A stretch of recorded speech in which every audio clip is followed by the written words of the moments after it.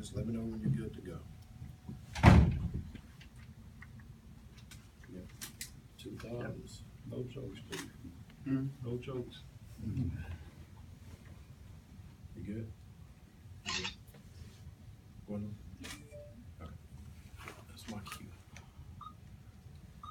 Okay, first of all, we'd like to thank everyone for coming out this afternoon. I know it's been short notice.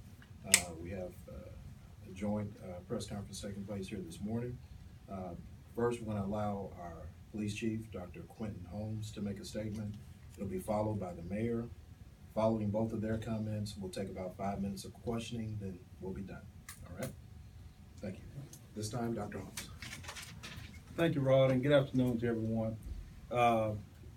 This is an exciting day for me. When we start working, and when I start working in law enforcement, we always look at that end goal. After having a discussion with the mayor, I've decided to announce my retirement to him on July 30th of this year. Obviously, I have some other avenues I want to pursue. I want to get back into education, criminal justice reform, being civically involved with the community, teaching at the university. So I'm really excited about having the opportunity to do that. I want to thank the mayor for giving me an opportunity to lead such an outstanding department. Great bunch of guys. They work hard each and every day. Obviously come in as chief with certain things you want to accomplish, and a lot of them we did accomplish. I wanted to have, better equipment, better facilities, better training, better pay. And when you look at the vehicles that we have, when you look at the new radio system, the new communication system that we have, our training has been improved in terms of instituting a 40-hour training mandatory every year that we didn't have prior to, so that the men and women of the force can have better relationships with our community. Really proud of that, and certainly being able to bump the pay up some. All those things I'm proud of, but we also work extremely hard on trying to keep our community safe. I'm ecstatic about the effort that our men and women make every day to go out and work to fight crime or to apprehend offenders that commit crime. So they really have done a good job with that. So I'm just I'm just excited. I'm really looking forward to having the inner peace, but I'm really looking forward to getting back into the next chapter of my life and get into the academic end. My passion is to do all I possibly can to have an impact on criminal justice reform. I've had the opportunity to see it from a different perspective as chief. And Mayor, I just want to thank you again for the opportunity, for the trust and confidence in me, and I really appreciate it. Thank you, sir.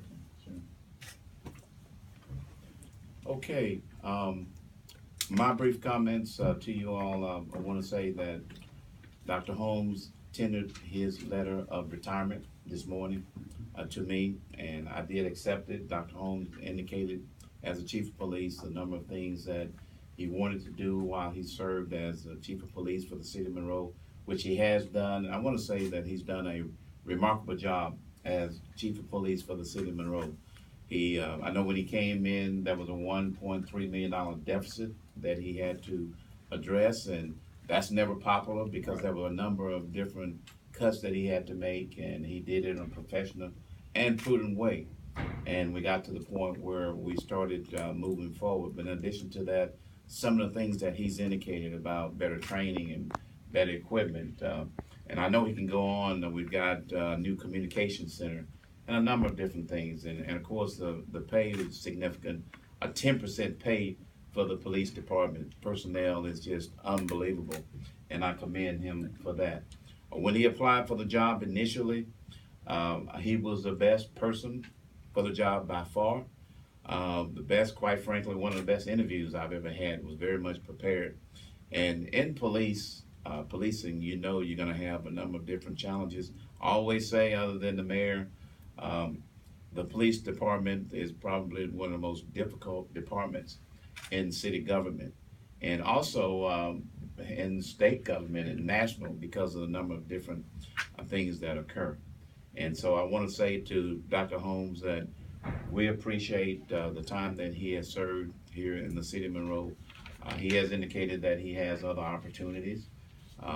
and I know he'll pursue those opportunities. He will be the chief until July the 30th, and his duties that he's been performing, I'm sure he'll continue to perform them, and I know he'll perform well.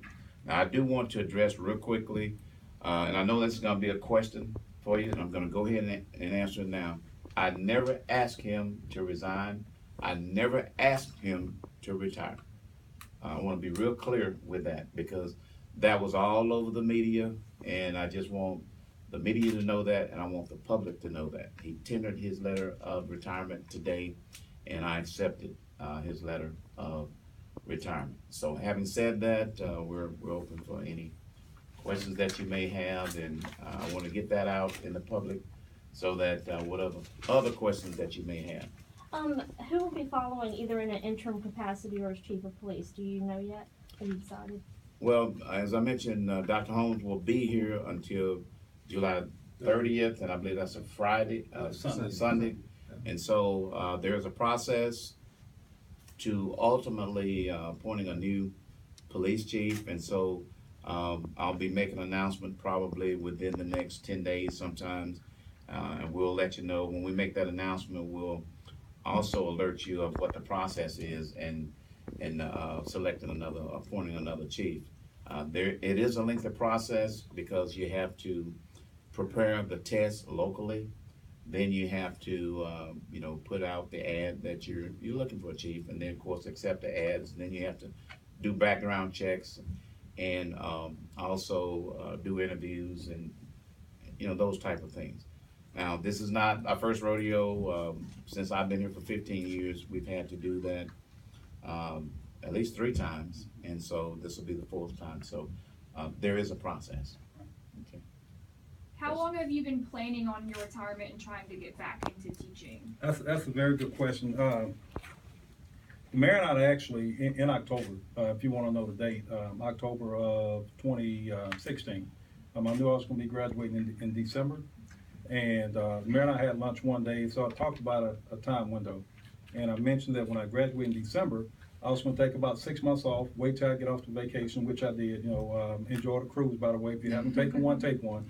But I communicated to him the first 6 months of 2017. I didn't want to do anything in terms of job hunting, because if you hadn't looked for a job in 20 years, you have to fill out an application and do interviews. So I didn't want to do anything. So I started talking about a window, and I knew that a time frame that I had was after the vacation. Obviously, I want to get at a university, and typically the cycle starts either in August or in January. So it was been in October when I actually knew my graduation date and started talking about it, and now I'm just at the point of looking for the university that fit the needs that I'm looking for, and there's a lot of opportunities out there for me, so I'm just trying to find the right fit, and I'm sure I will before this semester is over. I'm really looking forward to actually not even starting working per se at the university in August. Take 6 months off, what I told my wife this morning, and just sleep late, and not do anything for a while, not having to get up and go anywhere, and can put my cell phone up and be done with it all day. So I'm looking forward for that as well. So it's been since October. Well, congratulations to you. I know we all want to get to that point in our career one day.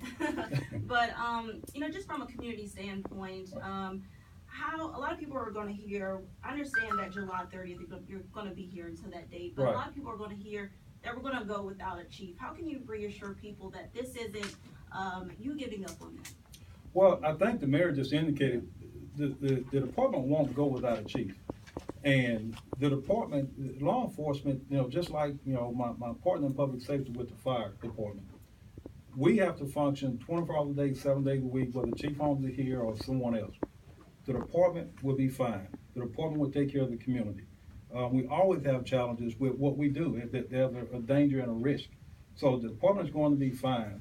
When I walk out the door, I was about to say the 30th, that's a Sunday, actually Friday, there will be a mechanism in place, I'm sure, by the mayor, and he just communicated that someone will always be in charge. So the department will be fine and the community will be fine.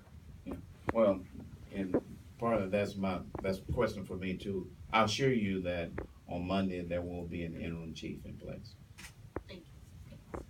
as y'all know, we had a lot of anonymous calls. They wouldn't tell us who they were, saying that you were going to resign. They were kind of throwing accusations out there that it had to do with the crime consultant, possibly. So what can you guys say to reassure the public that that's not the case and that he's retiring? Well, what I can say is I've been mayor for 15 years, and I was a city councilman for another 5 years, so right at 20 years. And I can assure you that there's always been a lot of assumptions, anonymous calls. I've had the pleasure of running, and I thank God that I'm honored to serve as mayor. But even as mayor, you know, there's always things that you guys call me about, and wanted to make sure that, you know, we have a chance to make comments about. So, you know, you have social media and so forth that obviously we can't keep up with all of that flies around. But here I am here today saying to you that I accepted Chief Dr. Holmes' letter of retirement this morning, and he's indicating to you that he's retiring, and the things that he'd like to do, being as transparent as we possibly can. Now, other than that, you know, that's all we can say, and that's all we're going to say. And one thing I want to add to the crime consultant part, look, you know, criminals don't stop being criminals at no time. And one of the enhancements that we were able to bring to the department with the mayor's support was to have a crime analyst in 2016, you know, you all's former colleague. And the next phase after Scott, you know, got his feet in the ground and understood everything is to get someone on board, either internally or externally, to do a detailed crime study, and also to get into predictive policing, because that type of information can help determine where we apply our resources. So this is just part of the step in terms of improving what we do to keep the community safe. So the crime consultant, predictive policing, all this stuff is just the process of making sure we keep everyone safe. So that shouldn't read any difference to anything. That was part of the process that was set in place over a year ago. In a similar vein, I was just curious. I know that you mentioned that this is something you've been considering for a while, but did any of the recent events, such as the union vote, help make you decide to go ahead and go now? This I look at different challenges, and pretty much I've started doing this since October, is that you factor in everything. No, that vote didn't say, well, it's best to do it. It's what I'm looking at is what's best for me and my family, and moving forward. And ultimately, believe it or not, and I communicated this to the mayor, the most important factor that I consider is, one, to make sure I leave the city in good grounds. One, to make sure that the transition is smooth. I want to make sure I work with the interim coming in and say, hey, look, this is what we were working on. This is what, you know, you can take and tweak it and move forward, because my commitment is to this community, and to make sure I don't read a lot of the social media stuff, because our jobs are real. And one of the things that I'm most proud of, and at this point I hope to continue, is that we don't have an officer dead. That's a word that I have. So this other stuff, it's just that's just part of the job. Chief, as you get ready to head out, do you think, or how would you say you did your best? And do you believe that you did your best as chief of police? Oh, I think I did my best. Overall, I and this is great and mean, so I'm not gonna say I'm a 10 out of 10. I may say 9.5 out of 10. But overall, I think I performed well when I go back and reflect back on the enhancements, the money management board thing of this nature.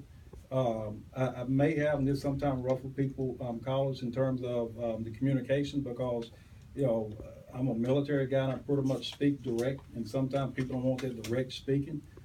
So that's probably an area that I could have, you know, communicated better. But I still think I did well on that. So overall, what I do know, and I'm not trying to measure myself with one chief from the next, but when I took over, I knew where we were, and I just wanted to move the needle a little bit to the positive, and that's what I think I've done. And Chief, just to follow up on what she said, of all of the things that you have done for the city and the police department, can you tell us what is one of the things that really stand out that you feel most proud about?